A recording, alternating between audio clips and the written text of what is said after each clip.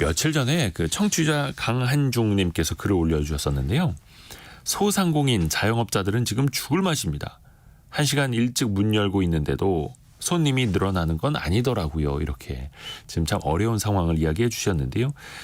저희가 성공예감 이데오입니다. 통해서도 그렇고 그 전에도 그렇고 오랫동안 이 자영업자분들을 위해서 여러 가지 정보, 노하우, 지식들을 또 공유해드리고 있죠. 창업 플랫폼 창톡의 노승욱 대표 오늘도 함께합니다. 안녕하세요. 안녕하세요. 노승욱 대표님이 예전에 매경 기자 시절부터 네. 이 창업 트렌드 같이 했잖아요. 네네. 지금 몇 년째 하고 있는 거죠? 2016년 2월부터 했으니까 8년 한 2개월 됐죠. 와, 대단합니다. 저보다 더 오래 하셨잖아요. 그렇죠. 저는 패널로만 2013년인가 14년도부터인가 아마 그때부터 했을 거예요.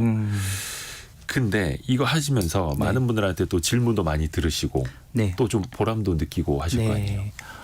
그렇죠. 사실 자영업 기자들이 쓰는 게 쉽지가 않아요. 네. 왜냐하면 이제 광고주도 없고 또 이제 다 현장 기반으로 해야 되고 이제 전문가도 잘 없어요, 이 시장은. 그래서 제가 조언받을 사람들. 네. 그래서 이제 버려진 시장이다 막 이렇게 할 정도로 버려진 시장까지는. 네. 어떤 분은 이제 왕따 시장이다 이렇게 할 정도로 어려움이 있었는데 근데 이제 요즘 자영업이 점점 어려워지면서 네네네. 정부나 지자체에서도 더 많이 관심이 늘어나는 것 같아요. 그런 쪽으로 이제 예산도 나오고 있고 그래서 이제 더 책임감도 느끼고 있고요. 또 그런 거를 이제 전할 수 있는 유튜브랄지 그런 매체들도 좀 많아지고 성공예감에서도 이렇게 시간을 할애해 주시고 해서 그런 또 희망이 또 있는 것 같습니다. 거의 우리나라 경제활동인구 거의 4분의 1이 네. 자영업자라고 하더라고요. 맞아요. 다른 나라들보다 압도적으로 자영업자 비중이 또 높기도 하고 네. 굉장히 국가 경제적으로 봤을 때도 되게 중요한 일종의 산업, 자영업 산업이라고도 볼 수 있을 네네. 것 같습니다. 근데 혹시 자영업자들이 굉장히 좋은 상황입니다. 자영업이 호황입니다. 혹시 그런 기사 써본 적 있으세요? 진짜 그거는 한 20년 전부터 계속 어렵다는 얘기가 나오는 것 같아요. 네네. 예, 근데 그게 숫자로도 나옵니다. IMF 이후로는 계속 어려워지고 있어요.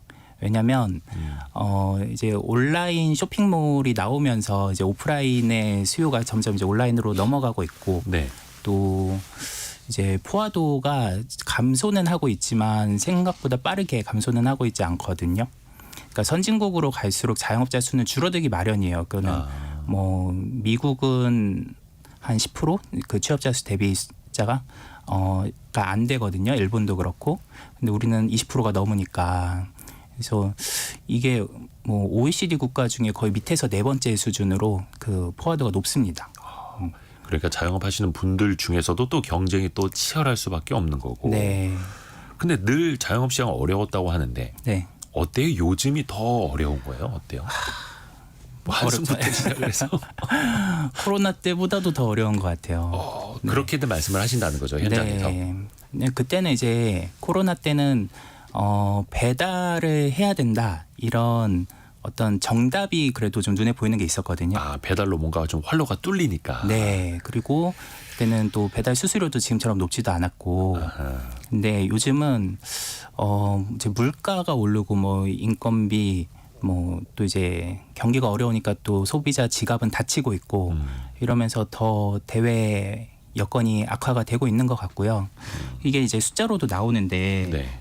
이번에 이제 한국부동산원에서 작년 4분기 기준으로 전국 상가 공실률을 조사를 했는데 공실률. 네. 이 중대형 상가, 소규모 상가, 집합 상가 전부 상가 공실률이 늘었고요. 특히 이제 지방은 더 어려운데 광주광역시 같은 경우는 금남로, 충장로 이런 데가 이제 제일 번화가인데 중대형 상가 공실률이 한 30%에 달했습니다. 한 매장 서너 개 중에 하나는 비어 있다는 거고, 뭐 세종시도 마찬가지고요. 또 인천 같은 경우는 지하 상가가 한 3,400개 되는데 이 중에 한 20%, 한 700여 개 매장이 지금 장사를 휴업을 하거나 공실인 상태입니다. 저도 얼마 전에 어떤 상가 1층에 비어 있고 네. 큰 통 유리창에 임대 이렇게 크게 붙어 있잖아요. 그런데 많이 보게 되는데 부동산 중개업소 그 010 전화번호만 10여 개 붙어 있고 그런 모습들이 또 많이 눈에 띄어서 또 가슴이 아프기도 합니다.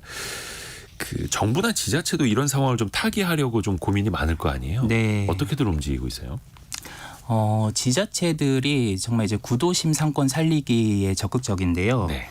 경기도 같은 경우는 이번에 임팩트 프랜차이즈를 100개 육성하겠다라고 경기도지사가 선언을 했어요.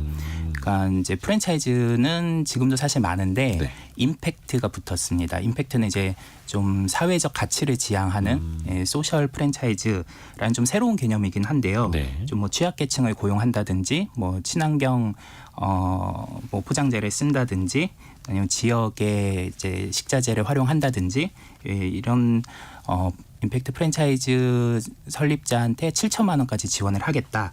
이렇게 이제 사업을 하고 있고 강원도는 한 2천억 원 정도의 소상공인 경영 안정 자금을 지원하겠다 했고요. 신용보증재단은 이제 성공한 선배 창업가 뭐 우리 동네 백종원과 멘토링을 연결해 주겠다.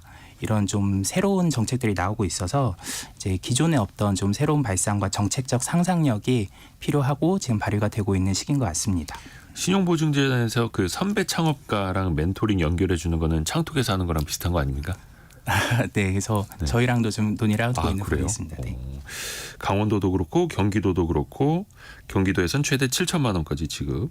네. 어떻게 보면 이게 금전적인 지원인데 이게 네. 가장 빠르고 효과적일 수도 있는데 또 과연 그게 자영업 하시는 분들한테 실질적으로 도움이 될 것이냐. 이게 네. 일시적이지 않겠느냐 또 이렇게 볼 수도 있잖아요.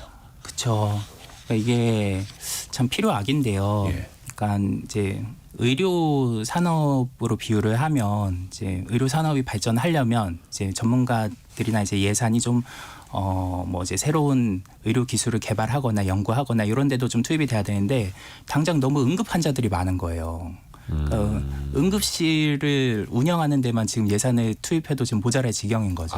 비유하자면. 네. 그리고 그 소상공인 분들한테 이제 설문조사를 해도 그냥 제일 원하시는 게 이제 선호도가 높은 게 당장 돈 달라거든요. 자금이 그만큼 부족하다. 어려운 분들이 많으시니까. 그래서 제가 중기부랑 관계자분 인터뷰하면서 그런 얘기 하시더라고요. 소상공인 지원 정책은 우리나라가 세계 최고 선진국이다. 왜냐하면 우리나라 이제 제일 선진국 중에서도 포화도가 높고 자영업자분들이 어려운 분들이 많으니까 별의별 걸 다 해봤다는 거예요. 정책적으로도. 네, 그러니까 뭐 이번에 이제 새로 시도하고 있는 기업가용 소상공인 육성 이런 것도 사실 우리나라가 거의 처음 하는 거거든요. 네. 네, 그러니까 앞서 가는 것 같지만 사실 그게 좋은 건 아닌 상황인 거죠. 아무래도 자영업자가 많으니까 네네. 자영업자 관련 정책도 우리가 최고 선진국이고 고민이 많은 상황입니다. 씁쓸하네요. 9987님이 맞아요. 코로나 때보다도 더 어려운 것 같아요. 저도 1인 자영업자입니다. 현상 유지하기도 어려워서 가게를 내놨는데요. 몇 달이 지나도 가게를 보러 오는 사람이 없어요라고. 맞습니다. 아이고야. 근데 사실 장사를 잘 하시던 분들도 마찬가지로 힘들 수도 있는데 네, 창톡의 노승욱 대표는 장사 고수들 많이 만나잖아요. 네네. 그분들은 지금 상황을 좀 어떻게 대처하고 있어요? 고수분들도 지금 어렵다는 얘기 많이 하세요. 네, 그래서 지금 매장 여러 개 막 10개 가까이 하시던 분도 한두 개 정리하신 분도 있고 뭐 이제 추가 출점하려던 계획을 접으신 분도 있고 예, 좀 이제 몸을 사리고 계신데 그래도 또 이제 잘 되는 분은 또 잘 되거든요. 그러니까 이 양극화인 것 같아요. 그래서 좀 잘 되는 분들의 사례를 좀 모아봤더니 요즘 이제 어려운 상황에 한 5가지 정도 전략으로 대응을 하고 계신 것 같더라고요. 네. 그래서 오늘 좀 전달을 해드리려는데요. 네. 일단 첫 번째는 최근에 외국인 마케팅을 정말 눈에 띄게 늘리고 있습니다. 어허. 저희가 이제 성공예감에서도 연초부터 이제 외국인 관광에 들고 있다 네. 이렇게 말씀 많이 드렸는데 그렇죠. 이게 요즘 경기가 어려우니까 이제 내국인들, 한국인들은 이제 지갑을 계속 닫고 있는 분위기인데 외국인들은 이제 코로나가 끝나고서 계속 이제 늘어나고 있거든요.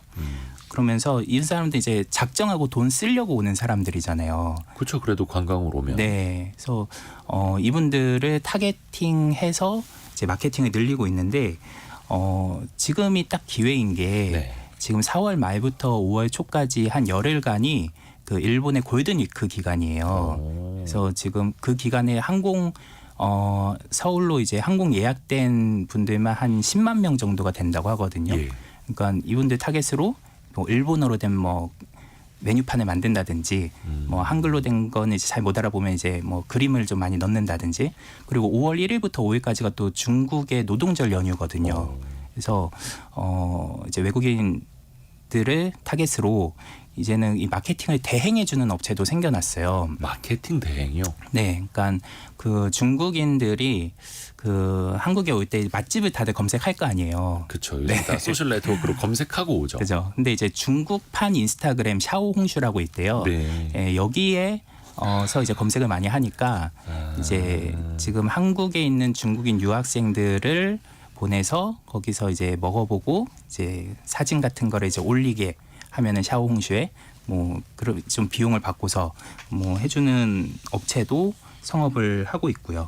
일종의 인플루언서 마케팅인데 이게 네. 자영업 하시는 분들이 인플루언서 마케팅 그것도 중국 플랫폼까지 관리하기는 어려우니까 네. 이걸 대행해 주는 사람들이 있는 거예요. 그쵸. 그러면 현지 어떤 대학생들 SNS 하는 사람들 불러다가 네. 맛도 좀 이렇게 맛보게 하고 네. 사진도 찍어서 올려 그죠. 놓게 하고. 사실 그거를 이제 저 이제 온라인 플랫폼에서 포털 사이트에서 저 내국인들 대상으로는 많이들 하는 온라인 마케팅이거든요. 그렇죠. 이미 네, 블로그 근데 마케팅도 많이 하시고 예. 그거를 이제 외국인 플랫폼에도 확장이 되고 있다는 거죠. 또 필요해 보입니다. 외국인들이 많이 오니까. 그리고 앉은 자리에서 수출을 할 수 있는 방법이기도 하니까요. 그게. 그렇죠. 네네. 근데 항상 또 나쁜 사람들이 끼어듭니다. 여기에도 그 SNS 마케팅 대행해 준다라고 하면서 이걸로 사기치는 사람들도 있어요. 네. 그러니까 식당을 오픈하면 전화가 정말 엄청 많이 옵니다. 네. 어떻게들 알고. 영업용 전화 많이 오는데 그 중에 제일 많이 오는 것 중에 하나가 마케팅 업체들이거든요. 예, 사장님이 저희가 뭐 한 50만 원, 100만 원, 한 200만 원 주시면 뭐 이제 포털 사이트 상단에 노출되게 해드릴게요. 이러는데 저희 고수분들은 그렇게 전화 영업 오는 데들은 일단 걸으라고 합니다. 왜냐하면 정말 잘 되는 데는 전화 영업 안 해도 오히려 찾아온다. 이거는 창업 박람회도 마찬가지인데요. 정말 잘 나가는 브랜드들은 가맹 문의가 빗발치기 때문에 굳이 막 1,000만 원 들여서 이렇게 부스 내고 이렇게 박람회 안 나가요. 가맹 모집 안 되는 데들이 가가지고 하는 경향이 좀 있죠. 그거 참 정확하겠네요. 네. 그런 게. 저도 예전에 그 법인 설립하고 나니까 진짜 법인 설립한 다음 날부터 막 전화가 쏟아지는 거예요. 무슨 대행, 무슨 대행, 뭐 그렇죠. 세무대행, 뭐 막 다. 야, 그것도 핸드폰 번호로. 이거 네. 어떻게 알았나 싶기도 하고요. 그 외국인 관광객들이 오면 최근에 많이 사가는 게 네. 검은 반도체, 김, 네, 김 많이 사간다고. 화장품은 계속해서 꾸준히 인기 있고 네. 안경 같은 것도 우리나라 시장에서 굉장히 좀 신기해한다고. 네. 30분 만에 나오니까. 맞아요. 자영업자가 이걸 직접 개발해보고 직접 마케팅해보는 건 어떨까요? 그렇죠. 이제는 글로벌 시대니까 지금 올해 이제 정부 목표는 외국인 관광객 2천만 명을 유치하겠다는 거거든요. 네. 네, 이게 코로나 때는 거의 없던 수요가 이제 생겨나는 거니까 이들 대상으로 이런 제품도 개발하고 서비스도 개발해 볼 만한데요. 저 명동의 한 건물주분 인터뷰인데 이분은 인삼을 외국인 대상으로 팔아가지고 건물주가 되신 분이세요. 자영업자에서. 인삼. 네, 그 정도로 이제 큰 시장이라는 거고 최근에 와인바 하던 고수분이 이 요새 약과가 유행을 하다 보니까 네네네. 프리미엄 약과 브랜드를 선물 전용으로 이제 패키징을 좀 예쁘게 해서 개발을 했더니 이게 이제 백화점에서도 뭐 외국인 대상, VIP 대상 이런 그 상품으로 많이 팔리고 또 이제 한옥식 호텔에 좀 외국인들이 많이 묵잖아요. 그런 데랑도 제휴를 해가지고 좀 잘 되더라고요. 그러니까 우리가 이제 일본에서 꼭 사오는 것 중에 하나가 예전에 이제 도쿄 바나나였잖아요. 네, 그런 식으로 우리나라에서 외국인들이 왔다가 이제 돌아갈 때 좀 선물용으로 이렇게 사갈 만한 게 잘 없다. 그래서 그 시장을 좀 노리는 고수분들도 요새 늘고 있습니다. 그것도 한국에만 있어야 하는 거고 네네. 또 뭔가 새로운 걸 계속 보여줘야 하는 거고 일종의 아이디어 싸움이기도 합니다. 네. 외국인 대상으로 마케팅하는 것 알려주셨고 두 번째는 뭡니까? 네, 두 번째는 이 삼빠인데요. 삼빠? 네, 빠른 창업, 빠른 회수, 빠른 재창업. 빠른 창업, 빠른 회수, 빠른 재창업. 네, 이거는 이제 요새 트렌드가 갈수록 빨리 변하고 있다 보니까 이 창업과 재창업의 주기가 점점 짧아지고 있는 분위기인데요. 먼저 빠른 창업에 대해 말씀드리면 요즘 SNS에서 뭐가 떴다 하면 요즘은 이제 뭐 너튜브나 인스타 이런 데서 그 일본이나 뭐 중국이나 동남아 이런 해외에서 뜨는 아이템도 금방 볼 수가 있거든요. 근데 이런 것들을 이제 빨리 벤치마킹 해가지고 들여오는 건데 대표적으로 요즘 일식이 유행을 하잖아요. 네. 그러니까 뭐 함박 스테이크랄지 뭐 좀 두꺼운 돈가스랄지 이런 것들을 벤치마킹해서 일본에서 지금 뭐 줄 서는 가게들 좀 새로 생긴 데들을 이제 지금 한국에 매장 냈더니 정말 또 똑같이 줄을 서는 경우가 늘고 있거든요.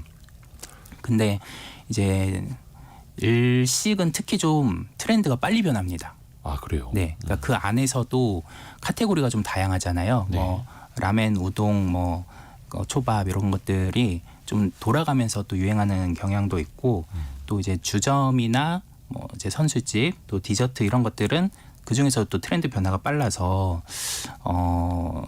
이런 것들이 이제 유행한다고 해서 쭉 간다 이렇게 생각하지 않고 또 금방 이제 다른 아이템을 미리미리 준비를 하는 분들이 많습니다. 약간 이 아이템도 조금씩 변형을 하고 또 개성을 갖춰야 하는 거고요. 네, 그게 이제 빠른 창업. 그러면 빠른 창업이라는 게 남들이 아직 하지 않은 걸 말하는 거고 유행을 하더라도 굉장히 그 초반에 있는 걸 빨리 캐치를 해야 될 텐데 그렇죠. 요즘에는 그게 뭐가 있을까요? 뭐 어떤 아이템이라고 네.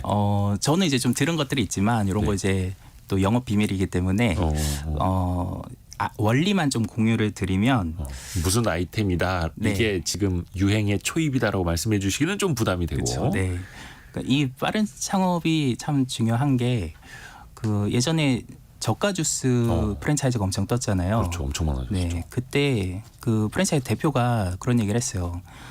가맹점 한 50호점까지 여기가 한 800호점까지 늘어났다가 이제 확 이제 줄었는데 50호점 이전에 창업한 분들은 나보다 더 잘 번 것 같다. 완전 약간 초반에. 반농반진으로 이렇게 얘기했는데, 그러니까 이렇게 이제 뜨는 아이템을 그 초반에 그 보는 거는 이제 선구안이 좀 있어야겠죠. 네. 그리고 지금 이미 떴어도 한국에서 이미 떴어도 그 이게 좀 가성비가 떨어진다 하면은 가성비 있게 좀 재구성을 해가지고 창업하면은 또 성공한 사례들이 있거든요. 그러니까 저가 커피가 대표적이죠.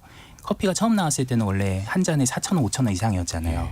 근데 이거 1,500원 막 이렇게 팔아서 그게 이제 지금은 대세가 됐죠. 주스도 그랬고. 네. 그리고 이제 저가 햄버거 그런 것도 이제 미국에서 한창 유행하는 뭐 3대 버거 뭐 이런 것들이 이제 한국에 들어와서 줄을 섰는데 비싼 거. 비쌌죠. 예. 그때 막 세트가 뭐 한 15,000원 이랬으니까. 예. 근데 지금 그걸 한 7,000~8,000원 정도로 저가로 낮췄더니 가맹점 한 500개 넘어가는 프랜차이즈도 지금 생겨났고요. 그래서 약간 가성비를 가지고 경쟁력을 더 한층 높일 수도 있는 거고. 네. 근데 저가 커피 때도 그랬고 저가 주스 때도 그랬고 어떻게 보면 빠르게 창업하신 분들이 돈은 또 많이 벌어갔고 네. 또 이게 뒤집어서 보면 유행이 정말 그게 달했을 때 그때 뒤늦게 뛰어드시는 분들은 별로 못 벌고 그렇죠. 또 얼마 못 가서 접어야 될 수도 있었겠다 이 네네. 이야기잖아요. 그러니까 제가 고수분들 보면서 놀라는 게 지금 한창 장사가 잘 돼요. 네네네. 그래서 막 가맹 문의가 오고 진짜 막 가맹점이 늘어나고 있어요. 근데 벌써 다음 아이템을 생각을 하더라고요. 지금 이것만 집중해도 바쁠 것 같은데 네. 그렇게 준비를 해야 이제 빠른 창업이 가능한 거죠. 대단합니다. 대단합니다. 네. 우리가 또 이제 그걸 배워보자라는 네. 취지이고 빠른 창업에 이어서 아까 3바 중에서 빠른 회수가 두 번째입니다. 네네. 이거는 이제 출구 전략을 미리 준비하자는 건데요. 네네네. 이 투자금을 창업할 때 보통 한 1억 정도 쓰시거든요. 평균 창업 비용이 한 8,500만 원 정도 되는데 네. 이거는 이제 뭐 배달 전문점 이런 것까지 다 포함해서겠죠. 네.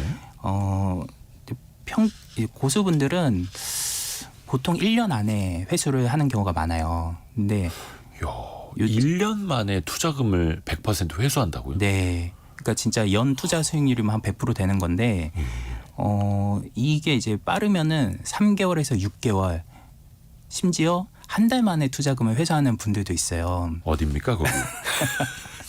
근데 이거는 네. 조금 이제 노하우가 있는 게 예. 투자금이 크면은 당연히 회수 기간이 오래 걸리겠죠.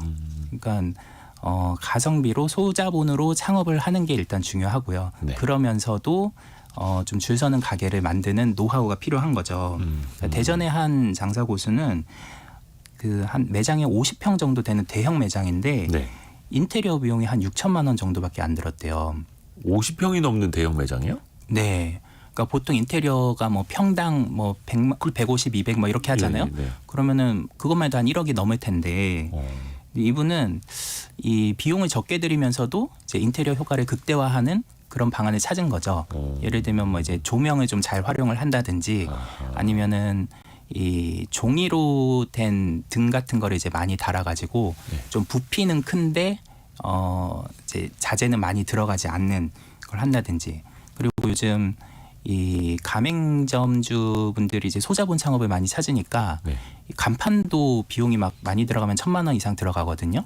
근데 요즘은 이 그냥 나무 판자 하나로 이렇게 간판에 다는 경우들도 있어요. 근데 이게 옛날에는 되게 없어 보였는데 네네네. 요즘은 이게 레트로 감성이 되는 거예요. 감성이 되는 거예요? 네, 조금 이제 옛날식으로 약간 페인트 칠한 느낌으로 하다 저 집 보니까 특이하다. 네, 오히려 사진 찍어서 옛날 감성 찍어서 SNS에 올리고 싶다. 또 이렇게 되는 그렇죠. 거고요. 그러니까 이렇게 하니까 이제 빠른 회수가 가능해지는 거죠. 하하.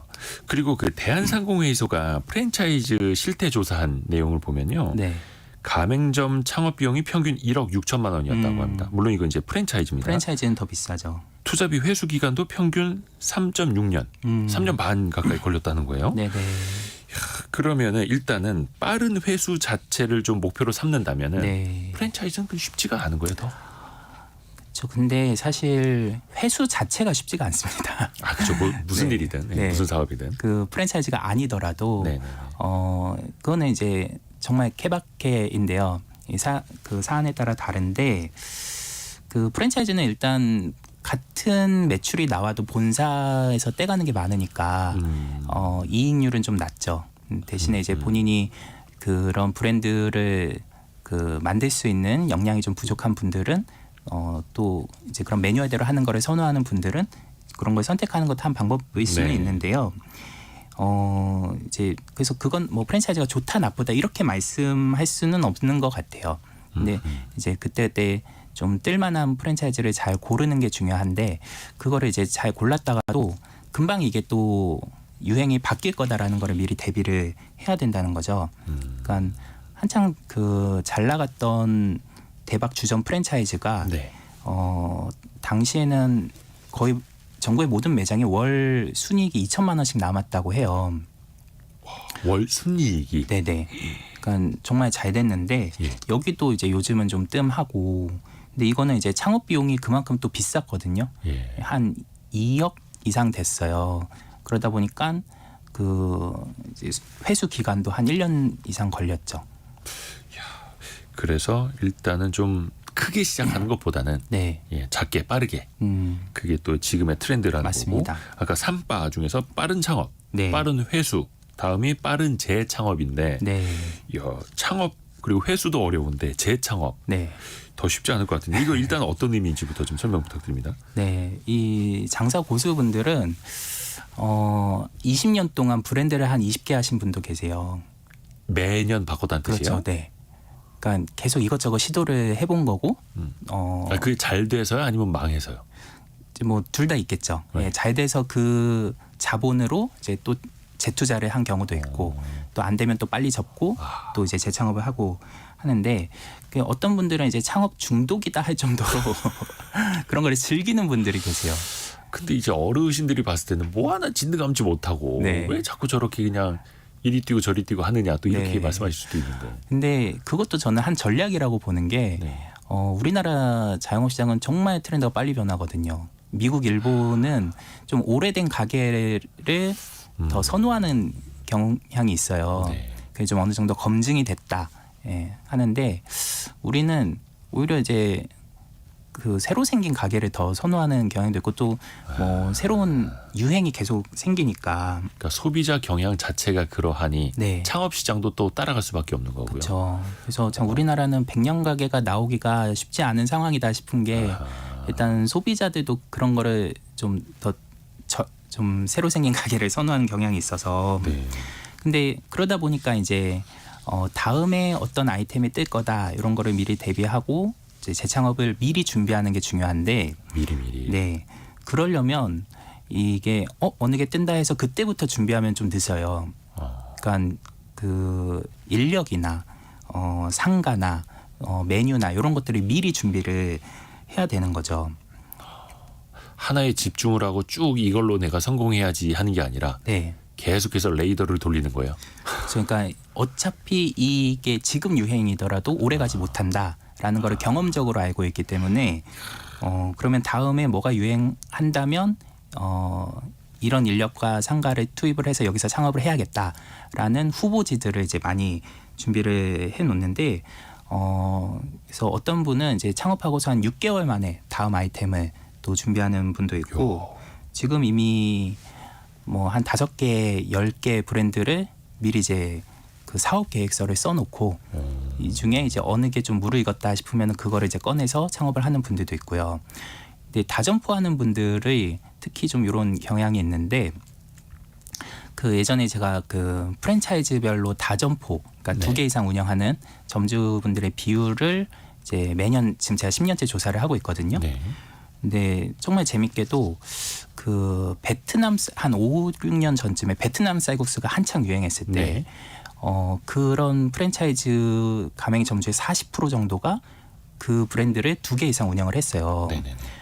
근데 그 다음 해에는 이제 베트남 쌀국수 유행이 좀 지고 꼬막 비빔밥이 한창 유행을 했죠. 네. 네. 그랬더니 그 관련 프랜차이즈가 또 다점포율이 40% 정도 뛰더라고요. 네네네. 그 다음에는 또 낙곱새가 또 유행을 했거든요. 그랬더니 또 이제 그 프랜차이즈 다점포율이 40%가 됐는데 알고 보니까 그 3개 프랜차이즈에 다점포하는 분들이 다 거의 같은 분들이었던 거예요.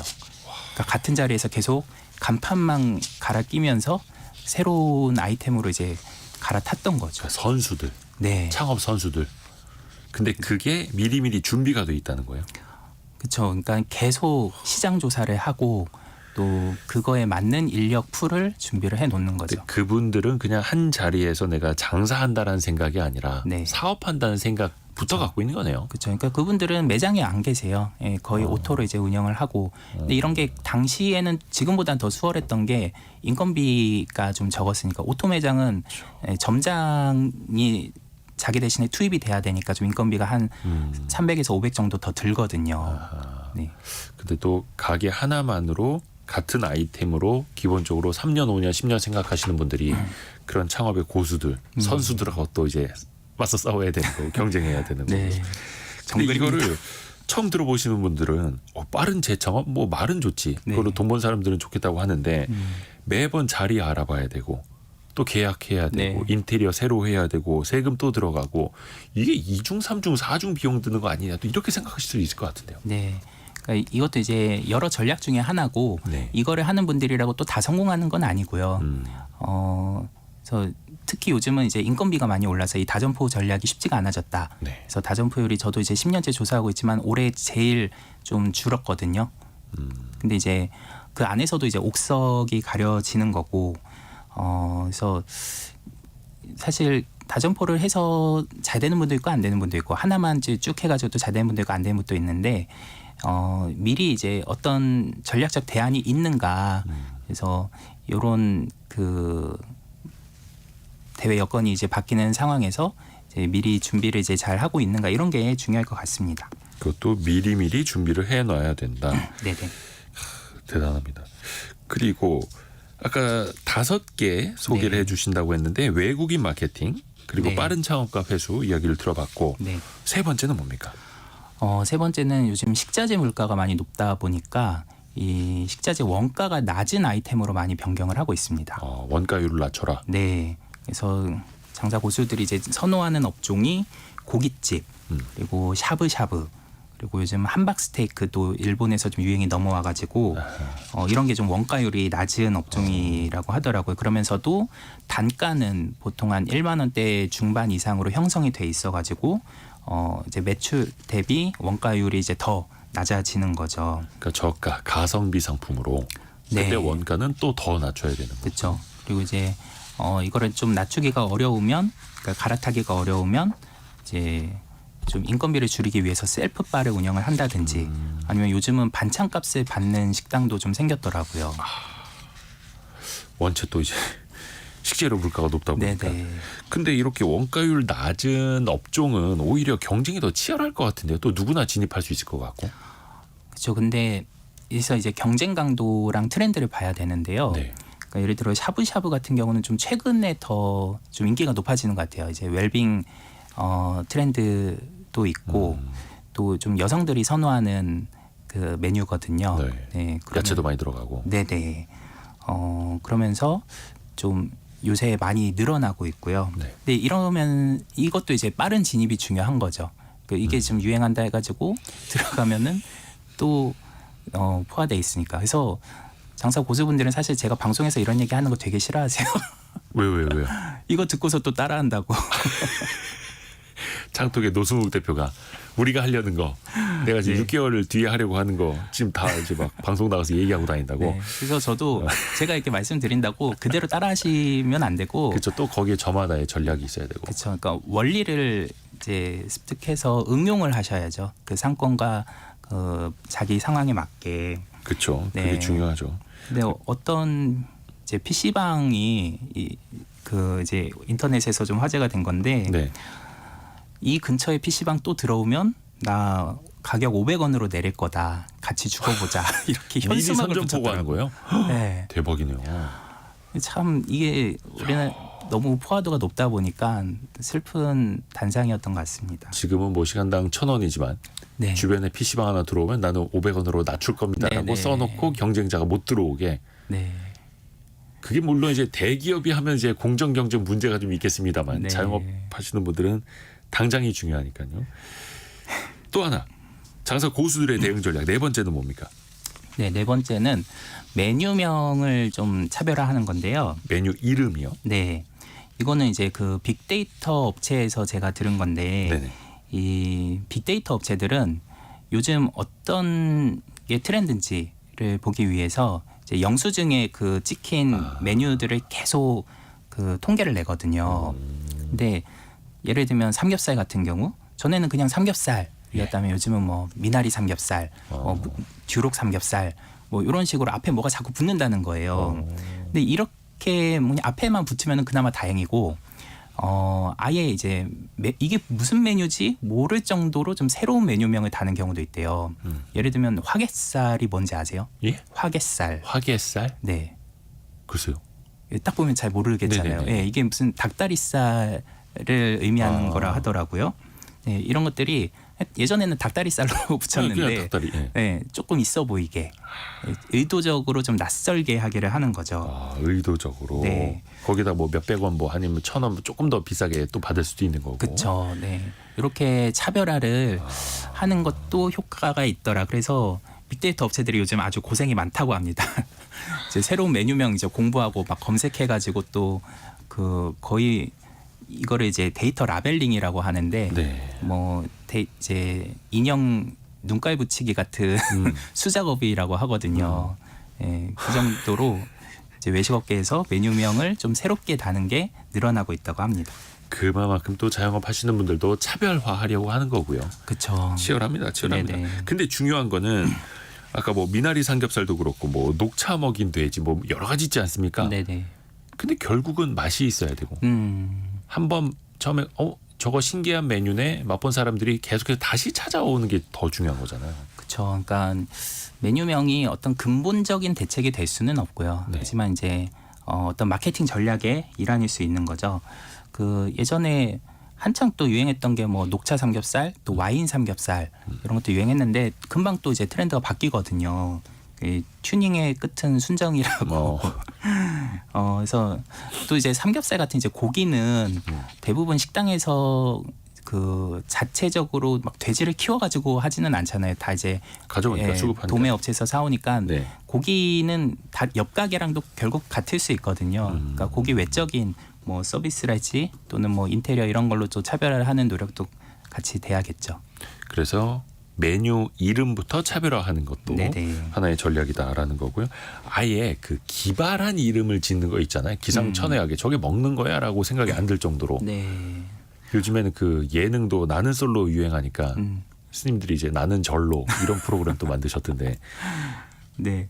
그런 게 그것도 이제 마케팅 전략이죠. 네. 이제 초반에 좀 주목을 끌 수 있는. 네. 근데 그게 한 번은 주목을 끌 수 있겠지만 이제 두 번, 세 번은 이제 식상해지잖아요. 그래서 지속 가능한 전략은 아닌 것 같고 또 이제 너무 이게 뭐지? 이걸 봐도 모르겠는 것들이 있거든요. 예를 들면 이제 뭐 치즈 먹은 곱창 하면은 아 여기 곱창에 치즈가 들어가는구나. 네. 예, 이렇게 알겠는데 뭐 약간 이제 화개살 아까 이런 거는 어느 정도 이제 좀 설명이 좀 필요한 거죠. 예, 그런 것들을 설명하는 장치들이 또 좀 필요한 것 같고요. 그래서 그 자체가 만병통치약은 아니다. 네, 다른 전략도 같이 가야 된다 싶습니다.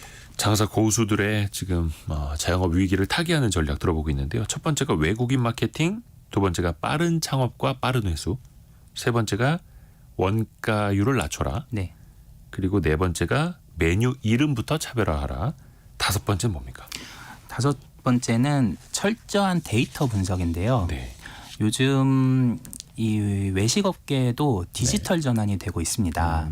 그리고 세대 교체가 좀 되고 있어요. 20, 30대 장사 고수분들이 정말 늘고 있고 이분들은 본인이 그 경험적인 자산은 좀 부족하잖아요. 네. 그러다 보니까 이 데이터를 많이 중시를 하는 분들이 늘고 있어요. 그러니까 20, 30대 창업자가 아니라 네네. 20, 30대 장사 고수가. 네네. 오. 그리고 이거를 이제 지원하는 서비스도 많이 늘어나고 있는 게 예를 들면 내가 강남에서 삼겹살집을 창업하려고 한다. 그러면 강남의 사람들이 삼겹살을 얼마나 검색했는지 그 횟수를 이제는 알 수가 있어요.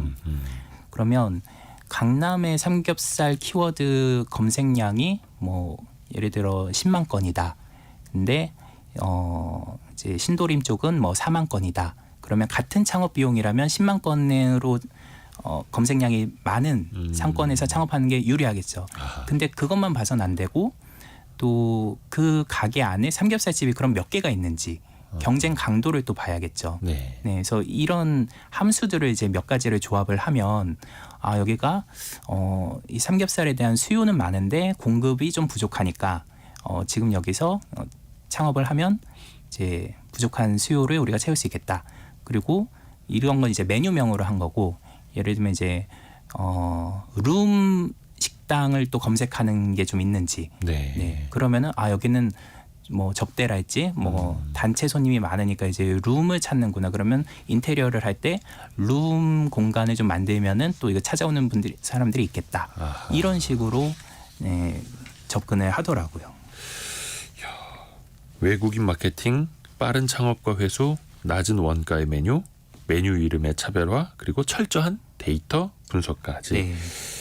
물론 이 다섯 가지 우리가 배웠다라고 해서 뭐 내일 모레부터 장사 고수가 될 수 있는 건 아니겠습니다만 네. 어떻게 좀 우리가 적용을 해봐야 될까요?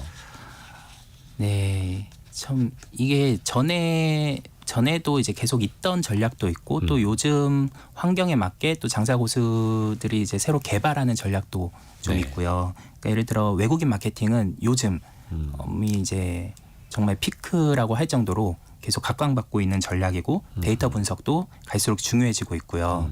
그래서 계속 이제 기술의 발달 또는 어떤 상권의 변화 이런 것들의 안테나를 계속 세워야 될 것 같습니다. 근데 이런 게 이 충분 조건이 아니라 필요 조건이라는 거죠. 이것만 가지고는 다 성공한다고 보장이 안 되고, 근데 장사 고수들이 적어도 이 정도는 하더라. 그러니까 이게 장사는 기술과 예술이 좀 섞인 것 같아요. 그러니까 기본적인 기술도 있어야 되고 거기에 플러스로 이제 자기만의 감성을 또 어필할 수 있는 예술적인 그런 감각도 좀 필요한 것 같습니다. 외식업은 기술뿐만이 아니라 예술까지도. 네네. 그래서 더 어려운 거죠, 사실은. 맞습니다. 보이지 않는 그 한 끗 차이가 정말 있는 거고요. 어렵습니다. 어렵지만 계속해서 배워야 됩니다. 창업 플랫폼 창톡의 노승옥 대표와 함께했습니다. 고맙습니다. 감사합니다.